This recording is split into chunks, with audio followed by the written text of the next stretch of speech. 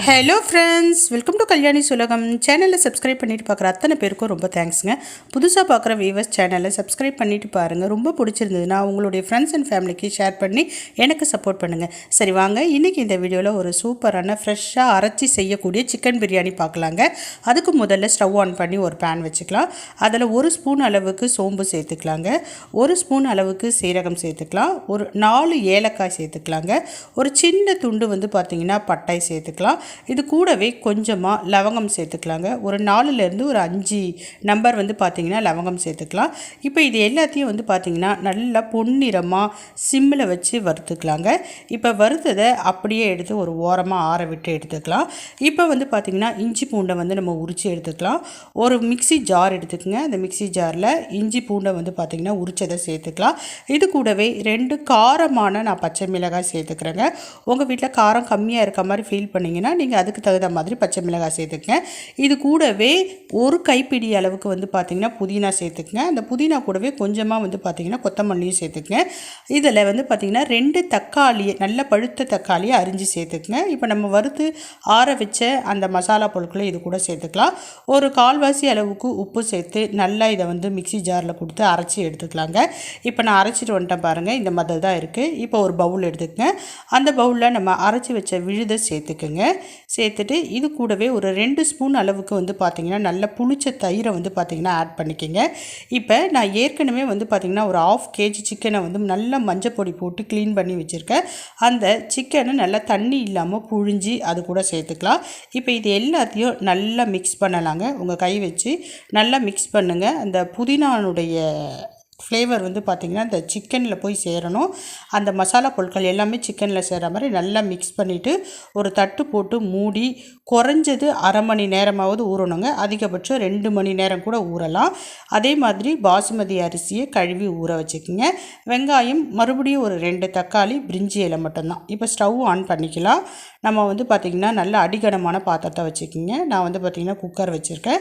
அதில் 2 ஸ்பூன் நெய், ஒரு 4 ஸ்பூன் எண்ணெய் விட்டுக்கிறேங்க. இதெல்லாம் நல்லா காஞ்ச பிறகு வெறும் நம்ம இந்த பிரிஞ்சி இலையை மட்டும் சேர்க்க போகிறோம். ஏன்னா முதல்லையே நம்ம மசாலாலாம் போட்டு அரைச்சிட்டோம். இப்போ ஒரு 3 வெங்காயத்தை நீல வாக்கில் நறுக்கி வச்சுருக்கேன். அந்த வெங்காயத்தையும் நம்ம பார்த்திங்கன்னா உதுத்து சேர்த்துக்குங்க. இப்போ பார்த்திங்கன்னா வதக்கிக்கலாம். இந்த எந்த பதத்துக்கு வதங்கணும் அப்படின்னு சொல்லிட்டு பார்த்திங்கன்னா கொஞ்சம் வதங்கினா போதும். அதாவது பார்த்திங்கன்னா ஒரு ப்ரௌனிஷ், ரொம்ப ப்ரௌனிஷாக ஆக வேணாம். அதுக்கு முன்னாடி ஸ்டேஜ்லேயே போதுமானதாக இருக்கும். இது கூட ஏற்கனவே 2 தக்காளி போட்டு அரைச்சிருக்கோம். இப்போ மறுபடியும் ஒரு 2 தக்காளி பார்த்திங்கன்னா நல்லா பழுத்த தக்காளியாக சேர்த்துக்கிறேன். இப்போ இது கூட உப்பும் சேர்த்துக்கிறேங்க. நம்ம ஏற்கனவே உப்பு சேர்த்துருக்கோம், பார்த்துட்டு அதை பேலன்ஸ் பண்ணி இங்கே உப்பு சேர்த்துக்குங்க. இப்போ நல்லா வதங்கட்டோங்க. நல்லா வதங்கின பிறகு இது கூட கொஞ்சமாக கரம் மசாலா சேர்த்துக்குங்க. கரம் மசாலான்னா கறி மசாலா தூள் கூட சேர்த்துக்கலாம். இது கூட கொஞ்சமாக தனி மிளகாய் தூள் சேர்த்து நல்லா வதக்கலாங்க. நல்லா வதக்கணும். நல்லா எண்ணெய் பிரியுது பாருங்கள். இப்போ நம்ம ஏற்கனவே பார்த்திங்கன்னா ஊற வச்சுருக்க அந்த சிக்கனை இது கூட சேர்த்துக்கலாம். நான் பார்த்திங்கன்னா 1.5 மணி நேரம் ஊற வச்சேங்க. அந்த சிக்கனை இப்போ இது கூட சேர்த்துக்கிறேன். சேர்த்து நல்லா வதக்கலாங்க. நல்லா வதக்கணும். சிம்மிலேயே வச்சு வதக்கிக்கலாம். எண்ணெய் நல்லா பிரிஞ்சு வரணும், அந்த அளவுக்கு பார்த்திங்கன்னா வதக்கணும். பாருங்கள், இப்போ எண்ணெய் எப்படி நல்லா பிரிஞ்சு வருது பாருங்கள். நம்ம எண்ணெய் விட்டது கம்மி தான், ஆனால் இப்போ பாருங்கள் எவ்வளோ எண்ணெய் இருக்கா மாதிரி இருக்குது பாருங்கள். சுற்றி பாருங்கள், அப்படியே எண்ணெய் அப்படியே பிரிஞ்சு 4 பக்கமும் எண்ணெய் அப்படியே சுரந்து வரா மாதிரி வருது பாருங்கள். அதே மாதிரி வாசனையும் பார்த்திங்கன்னா ரொம்ப சூப்பராக இருக்கும். அவ்வளோ வாசனை வரும், நம்ம வீடு முழுக்க மணக்கும். அப்படி இருக்குங்க இப்படி ஊற வச்சு செய்கிறப்ப. நீங்கள் இந்த மாதிரி ஒரு டைம் செஞ்சு பாருங்களேன், உண்மையிலே ரொம்ப சூப்பராக இருக்கும் பிரியாணி. கண்டிப்பாக இந்த பிரியாணி செஞ்சு கொடுத்தீங்கன்னா உங்கள் வீட்டுக்காரும் உங்கள் கைகளுக்கு தங்க வளையல் தாங்க வாங்கி கொடுப்பாங்க. அந்த அளவுக்கு டேஸ்ட்டாக இருக்கும். இப்போ இது கூட தண்ணி சேர்த்துக்கலாங்க. நம்ம ஏற்கனவே சொன்ன மாதிரி பாசுமதி அரிசி, 1 டம்ளர் பாசுமதி அரிசினா 1.5 டம்ளர் தண்ணி சேர்த்துக்குங்க. நான் அந்த ரேஷியோவில் தான் சேர்த்துருக்கேன். இப்போ தண்ணி சேர்த்துட்டு நல்லா மிக்ஸ் பண்ணி விட்டுக்குங்க. நல்லா மிக்ஸ் பண்ணிக்கோங்க. நல்லா கலக்கி விட்டுக்குங்க. கலக்கி விட்டுட்டு நீங்கள் உப்பு மிளகாய் தூள்லாம் கரெக்டாக இருக்கா அப்படின்றதையும் செக் பண்ணிக்கோங்க. இப்போ நல்லா கொதிக்கணும், நல்லா சலன்னு கொதிக்கணும். கொதித்து அதே மாதிரி எண்ணெய் வந்து பார்த்திங்கன்னா தனியாக பிரிஞ்சு வர ஆரம்பிக்கும். இப்போ பாருங்கள், அரிசி நான் நல்லா எவ்வளோ நேரம் ஊற வச்சுருக்கேன் பாருங்களேன். பாஸ்மதி அரிசி தான் நல்லா ஊற வச்சுருக்கேன். பார்த்திங்கன்னா ஒரு 20 நிமிஷத்துக்கு மேலே ஊற வச்சேன். அரிசி எப்படி இருக்குது பாருங்கள், நல்லா ஊறி இருக்கும். இப்போ இந்த அரிசியை தான் நான் சேர்த்துக்கிறேன். கண்டிப்பாக வந்து பார்த்திங்கன்னா பாசுமதி உடையாது பாருங்கள். ஆனால் என்னென்னா அரிசி போட்டுட்டு ரொம்ப கிளறக்கூடாது. அப்படியே சென்டராக நம்ம கரண்டியை வச்சு லைட்டாக இப்படி ஷேக் பண்ணி விட்டோம்னா போதும். அரிசி உடையாது, உதிரியாக நல்லா இருக்கும் ரைஸு. இப்போ நல்லா கொதிக்குது பாருங்கள். கொதிக்கிட்டோம், நல்லா ஃபுல் ஃப்ளேம்லேயே வச்சு கொதிக்க வைங்க. ஒரு பாதி வேக்காடு வெந்த பிறகு நம்ம ஃப்ளேமை வந்து பார்த்திங்கன்னா கம்மி பண்ணிக்கலாம். இப்போ வந்து பாருங்கள், நான் முழுசாக கம்மி பண்ணிட்டேன். இப்போ தண்ணி வந்து சுண்ட ஆரம்பிக்கும்.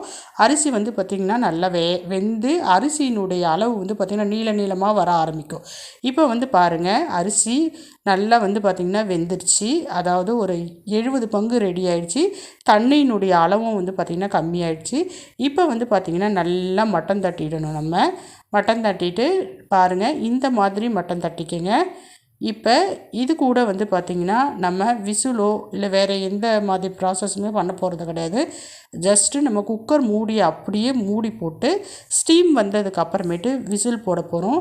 டைம் மட்டும்தான் பார்க்க போகிறோம். நம்ம விசிலில் விட போகிறதே கிடையாது. டைம் 10 நிமிஷம் பார்த்து ஆஃப் பண்ண போகிறோம். பாருங்கள், இப்போ ஸ்டீம் வந்துருச்சு. இப்போ இதில் வந்து நம்ம விசில் போட்டுக்கலாம். ஃபுல்லாக ஃப்ளேமை கம்மி பண்ணிவிடுங்க, சிம்மில் தாங்க இருக்கணும். இப்போ அந்த மாதிரி 10 நிமிஷம் ஆயிடுச்சு. நான் வந்து பார்த்திங்கன்னா ஆஃப் பண்ணிடுறேன். இப்போ விசில் எடுத்துகிட்டு நான் காமிக்கிறேன் பாருங்கள், எப்படி இருக்குதுன்னு பாருங்கள். சூப்பராக இருக்குது பாருங்கள். அரிசி வந்து பார்த்திங்கன்னா அப்படியே உதிரியாக வரும். சாப்பாடு டேஸ்ட்டும் வந்து பார்த்திங்கன்னா ரொம்ப சூப்பராக இருக்கும். நம்ம நார்மலாக செய்கிற பிரியாணியோட இந்த மாதிரி நீங்கள் அரைச்சி ஊற விட்டு செஞ்சிங்கன்னா ரொம்ப சூப்பராக இருக்குங்க.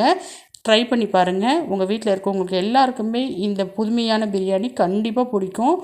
உங்களுக்கும் ரொம்ப பிடிக்குங்க. ரொம்ப செம்மையாக இருக்கும் இந்த பிரியாணி.